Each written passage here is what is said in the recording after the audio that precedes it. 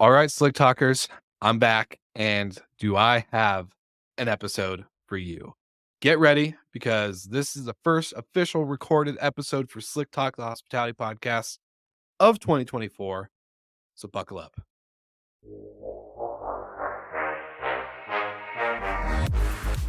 You're listening to Slick Talk, the hospitality podcast, a podcast for those who are in and around the hospitality industry who love, live, and breathe what they do.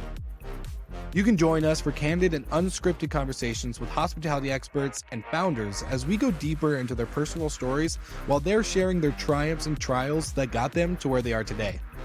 I'm your host, Will Slickers, and you're listening to an episode of Slick Talk, the hospitality podcast. Now, let's begin.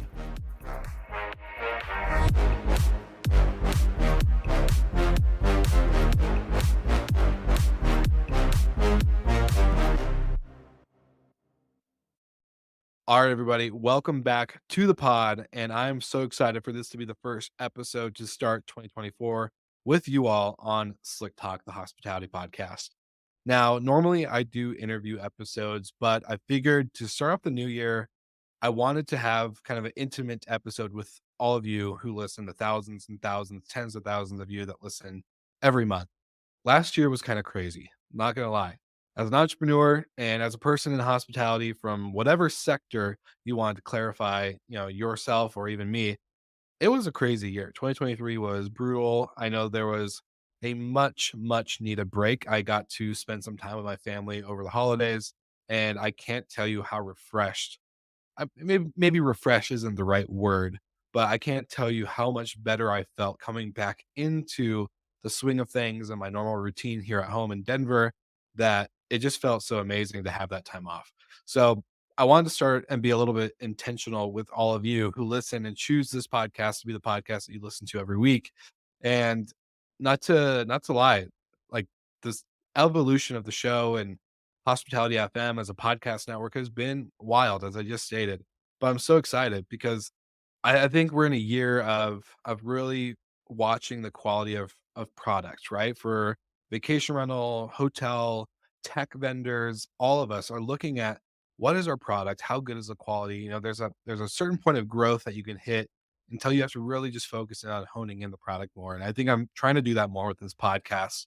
And so to get into this episode and to not spoil everything, I reached out to a bunch of our loyal listeners right before coming back into the swing of things. So that was like the only real work that I did on my vacation and my time off during the holidays was I reached out to a bunch of dedicated listeners who I know engage with the content on a weekly basis, if not almost every week.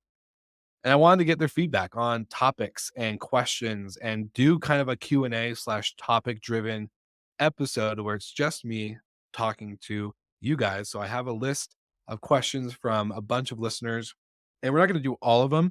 I think there's about 7 of them here that I thought were really well written and well positioned to kind of feed into other themes that we've had on the show over the last course of the last 12 months. So if you guys are into it, let's begin. Hey, Slick Talkers, sorry to interrupt this podcast so quickly into the episode, but as you know, this is the first time solo episode in a long time. And so I want to tell you about one of our partners at Minute. If you haven't heard of Minute, they're an amazing sound and smoke detection device that you can place in your short-term rental and hotel and be able to understand whether there's a party happening, amount of guests that shouldn't be there, or any smoking that could be happening inside your property or home.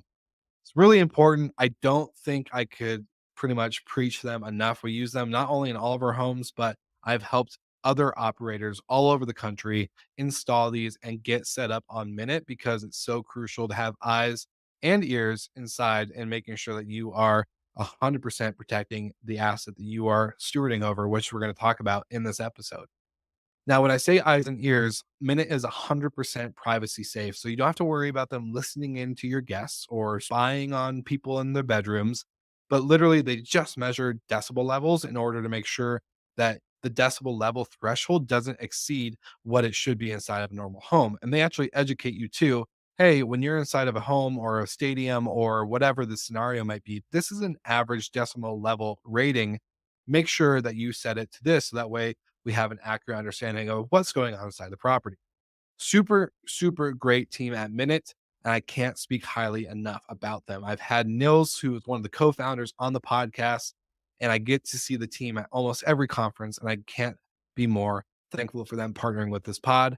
And of course, if you've heard other episodes, we've done a minute with Nathan Smith on the team, and those have been really fun to make. So make sure you check out those minute segments and learn a little bit about their product and their team. And we are back to the episode. All right. So, question number one slash topic number one, because we're going to talk about some of these a little bit more in depth than most. So, this is from Alina out in Dubai. So, Alina follows the podcast on LinkedIn. And she said, as an entrepreneur in the hospitality sector, I'm keen on exploring innovative business models.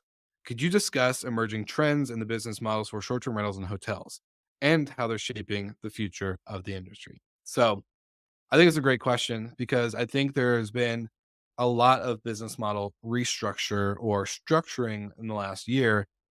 Some old business models were great pre-COVID, all this other stuff, but now we're seeing a lot of trends, at least specifically in the short-term rental sector. I'll touch on the hotel one here shortly, but in the short-term rental area, I think a business model trend I'm starting to see more and more are these real estate investment funds and managing operation companies partnering together or becoming one. So separating the two being an opco propco. And so the property co is the one that is the capital, right? They deploy the money into a real estate investment from either, let's say, a single family home to a multifamily building, or as you can see, some people like Ben Wolf with Onera, who's also on the podcast next week. Well, recording on the podcast next week. His episode will be out in a couple weeks. But long story short, you're going to hear these models of these operation companies and these real estate companies that are separated into two to protect each other. And there's a lot of different things you can do, but then they really do benefit each other because you're going to have, this operation business or arm not really having to struggle to fight for the money. That's going to be a proper investment. The attention to detail in the build out of these unique destination and unique stays is going to be really, really important for this operating company. So I think this business model is really important to watch and to keep an eye on. We've had a couple guests on the show, and we're going to have more in the future that talk about this type of structure. It's not something I am the most knowledgeable on in the sense of I don't operate a REIT. I've never been a part of one. I've known a lot of people in them, but again, I don't live in that world of the investment side. I definitely live in the operation world of short term rentals and a destination. So that for me, I get excited because not only are you going to, have this backing, but you're also going to have properties that are great and you're going to have really good, keen, understandable metrics for your operations, which is going to make it really, really crucial, especially as everyone needs to be super financially disciplined in 2024. So I'm really excited for this model. And to kind of go back, there was a episode a while ago with Chris Osaka with Tomu. And I think this fractional kind of like easy entry level barrier for hoteliers or short-term rental operators, I'll call him a hospitality entrepreneur. Shout out to Zach Boozy Cruz, who really pushes this type of message. But I think companies like Tomu and how they are positioning themselves in the market, coming from Chris came from a Hilton background and experience. And to me, that's really exciting because he understands hospitality at the core of being inside the business, but being able to supply a really unique experience and a unique type of stay or property type to travelers is going to be really crucial. And again, financial discipline, all this stuff. When you are a hospitality professional and you're hungry to be in this industry, you'll do almost anything to get in. That doesn't matter if it means, co-hosting a short-term rental on an Airbnb platform or Verbo or etc., or putting a couple grand down and to have an actual fabricated home and place on a piece of land that you can actually put on platforms and operate and scale into a real brand. There's a lot of these popping up. You can go on Instagram. Instagram's a great spot. And I know a lot of you probably follow a lot of these pages, but there's a lot of inspiration that you can be, picked out from these Instagram accounts of these people that just start with one home and they just really start building into a scalable hospitality brand. So that makes me really excited. I think that's really sustainable. Venture capital this year, I think, as we talk on Good Morning Hospitality, I think the ripple effect of the capital poured in 2021, 2022 has caused this wave of startup deaths to ripple into the end of 2023 and this beginning of 2024. So I think the capital market is going to be really, really interesting. Private equity is going to have an upper hand right now. But again, investing in a model that isn't a Vacasa or isn't a Sonder is going to be really hard to find because, again, you still need to have scale. You still need to have profitability. You still need to have dialed in ops. So for me, these are just the things I'm looking at and paying attention to. All right. So number two is Andre in New York. Let's cover this one. So, what are the key metrics and KPIs that successful hoteliers and short term rental operators and entrepreneurs should focus on to gauge and drive their business growth effectively? Andre, great question. And as I mentioned just in this last one, is that the financial discipline is going to be so crucial. Not over hiring the right people for the right positions. So that way you have lower turnover with your staff is going to be so important. Shout out to Steve Trover at Better Talent. No, they're not a sponsor of the show, but I love what they're building and I love Steve. And he is again going to be on the podcast here again in the next couple of weeks. So make sure you check that out. But I think the metrics and KPIs, I was lucky enough to hear a P&L call for an hour and a half in a car ride out to a, operator's retreat. And it was really unique to hear this P&L call because as they're going through line item by line item by line item, I was hearing things that I never even thought of that would be on a P&L for a hospitality brand, especially in an urban operator. So I think just having these systems dialed in and having the ability to say no excuses every third Friday or first Monday of the month, we're going over these items. We're covering this P&L. You need to have your department dialed in. I think that's where, I think a lot of hospitality brands, it can be so cash and labor intensive that sometimes we forget to pay attention to the numbers and track these things. I can only speak from experience, even with our management company, we're not perfect, but every Monday and Friday we do a operation call. So Mondays are, all right, what's new in the business? How many homeowners are signing up? Where are we at with onboardings? Where are we at with revenue? Blah, blah, blah. And then Fridays is our kind of, I guess I call them mad scientist sessions where it's free form Fridays on our calendar. And we just sit there and hit, hey, I'm hearing this in the industry. I'm hearing that. What are you hearing? What do you try? Do we think this? Can we play with that? Blah, blah, blah. And it's really a free flow, no agenda. So again, do as you wish with this information, but I think your financial discipline is going to be so important, especially if you're a venture capital private equity, driven business that you need to dial in those numbers and you need to make sure that you're able to survive the next 6, 8, 12 months. We don't know when real capital is going to come in. And if you're bootstrapped and profitable, you need to be patting yourself on the back right now and ensure that you're saving up for proper investment. Are you making sure that your homeowners and your inventory, your product is at its best? Are you taking care of what you are being, granted as a steward to look over and to protect and watch, and then also be a moment maker? These hospitality moments are going to be so much more crucial. And Andre, this is not a KPI or a key metric that you can put on a P&L, but your hospitality, your moment making moments are going to be so crucial that they're going to drive beyond a KPI or metric. They're going to have a greater impact than almost anything you could think of. That's my thesis. Something that Eric Moeller and I have talked about on the episode we did when kind of unpacking the unreasonable hospitality book. So that's my 2 cents there. All right, third topic. We have Raj out in Singapore who, again, follows the page on LinkedIn. I had to go far and wide. I didn't want to just pick a bunch of listeners from the States or in the Northern America region. So wanted to reach out. And so Raj says, in your experience, what are the most significant challenges facing entrepreneurs in scaling their hospitality business, particularly when expanding from a local to international market? Now, this one really got me thinking, and I think there's no perfect answer, right? But I think, when you're looking at challenges and entrepreneurs alone, again, the markets of the last year, 2023, has been really, really hard. If anything, the COVIDpreneurs that took off during COVID, were laid off and furloughed, they went into entrepreneurship to say, screw this. I'm not going to depend on somebody else to make my decisions and to make my destiny. But the statistic is really sad that unfortunately over 50% of entrepreneurs that get in don't even make it through the first year. And then it's a greater chance that you don't even make it past the second. It's only once you get past the fifth year that you'll start to see if you're going to really succeed or not. And that could be true. And not everyone listening to this podcast is going to fit in that statistic. So if you're listening to this and thinking, well, that's bullshit, I don't think I fit this, then you probably are an outlier. I'm not going to lie.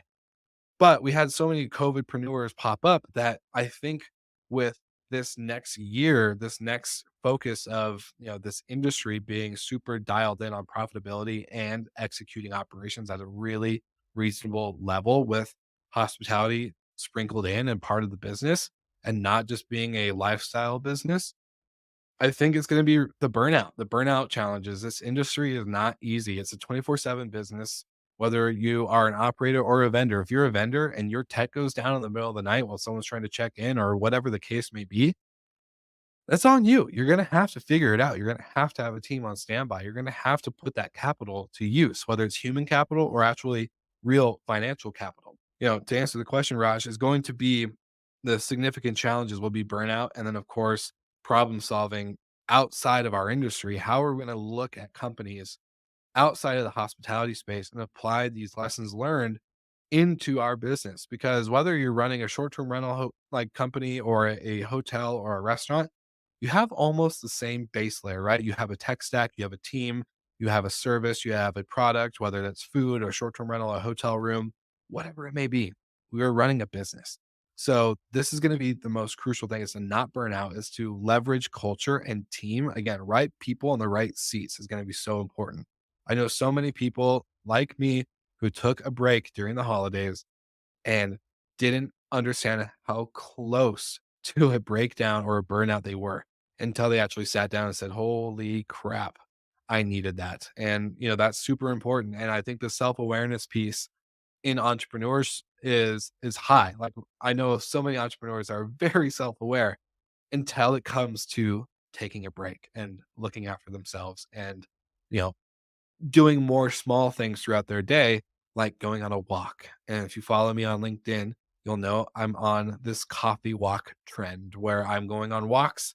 I'm recording some content no longer than probably a minute or two and sharing that on LinkedIn with all of us LinkedIn listeners and followers there. So, it's a I hate to be like a cop out answer, but I think that's going to be the biggest challenge. And then of course the financial markets. This stuff is gonna be hammered down. You see companies that go out of business, like the company here, or unfortunately, front desk, and then you see the public market of Vacasa and Sonder not performing well. I think we're gonna have a lot of making of ground making to do in order to gain trust in the investor side of the business. Now, I know a lot of listeners, a lot of guests on the show I've never received a dime of outside capital, so this may not apply to you, but I do think validation from the capital markets is going to be really important. All right, break number 2. Listeners, if you are making it to this point of the episode, congratulations, you made it about halfway through. We're almost done with these Q&As, but I wanted to give another shout out to our partners at Hostfully. If you've listened to the podcast for more than 2 or 3 years, pre-COVID even, I will give you a big round of applause because not only have you been a long-time listener, but Hostfully has been a long-time sponsor. And my favorite thing is with them, a new year, new me. No, just kidding. New year, new data and insights. So in the link below, I'm going to give you 2 things.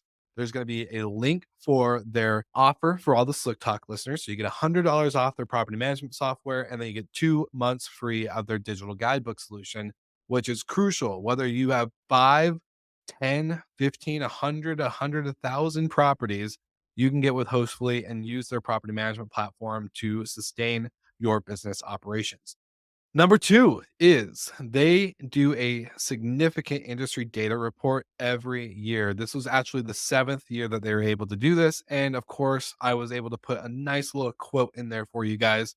So when I say new data, new me, I mean you need to check out this data report, this industry data driven report, and check out what to expect in the realm of technology and operations, and of course, market trends from the short term rental sector. So super important. There's 2 links for you in the show notes. As we're diving into this, a lot of it that I'm saying in here is actually very, very true, especially in their data that they pulled from so many operators around the world. So thank you to Hostfully. Thank you for putting out great content as well. I love supporting you guys as you supported me. Now you made it this far through the episode. Give yourself a round of applause along with Hostfully, and we are back to the episode. All right. So now to get into this next question, we have Isabella from Milan. Super excited about this one. And so Isabella said in my message or in her message back to me was, could you dive into the role of partnerships and collaborations in the hospitality industry? How can strategic alliances with other businesses enhance competitiveness and market reach for hotels and short-term rentals? So I think this is really crucial and something I've talked about on the podcast before with either my business partner, Adam, with our management company, Recreation Vacation Rentals, or with just other people in this kind of sector.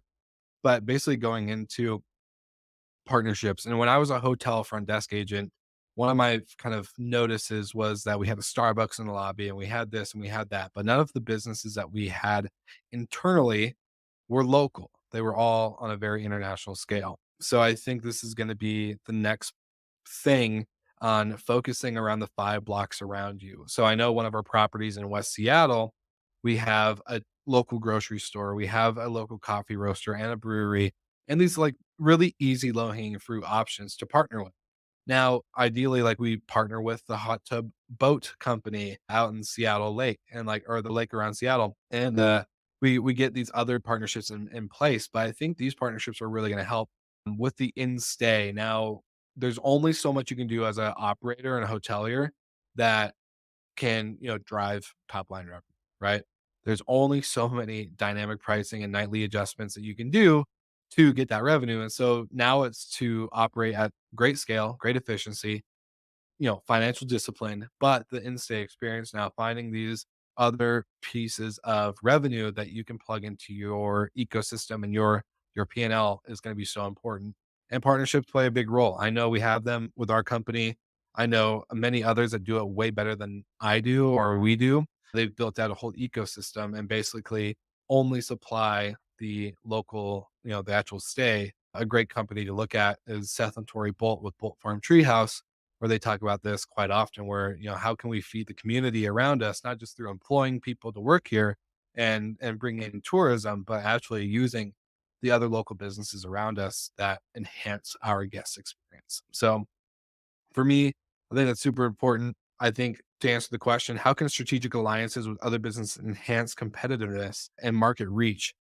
I think it enhances competitiveness because when your competitors see that they don't have what you have and they see the reviews come in and whether a guest has stayed with you and then with them later on in the future, and they say, oh, I wish that you guys had this like X, Y, and Z property down the road, then that does raise some flags. And I think when you're in a market like today, it's going to be so much more important to stand out and not just in design and pictures on your listing and all this other stuff, but like really stand out in your execution. And partnerships are great.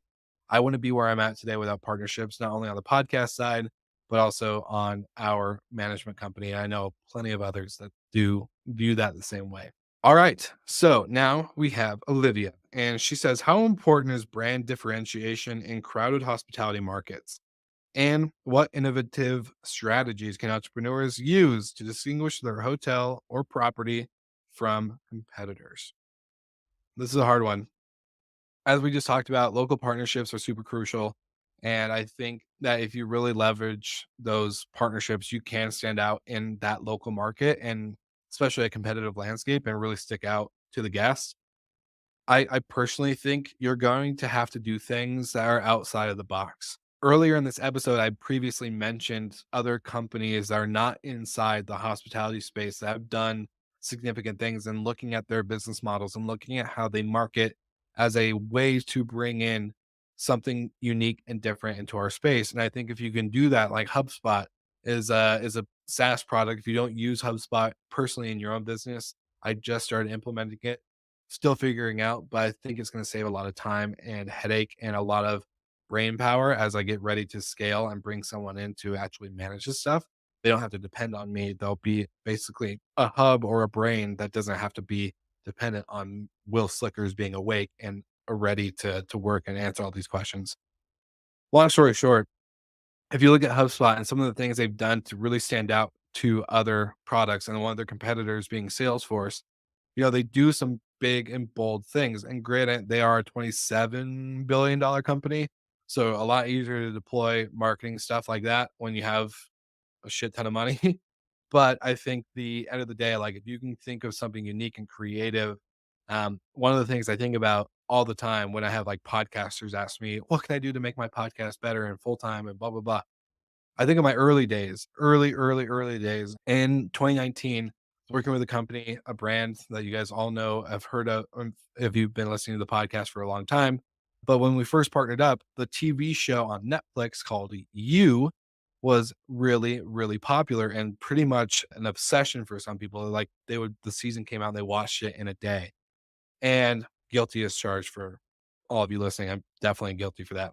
But instead of like reading an ad read on the pod, I was like, all right, I love you. I'm going to find a way to create like a you styled ad.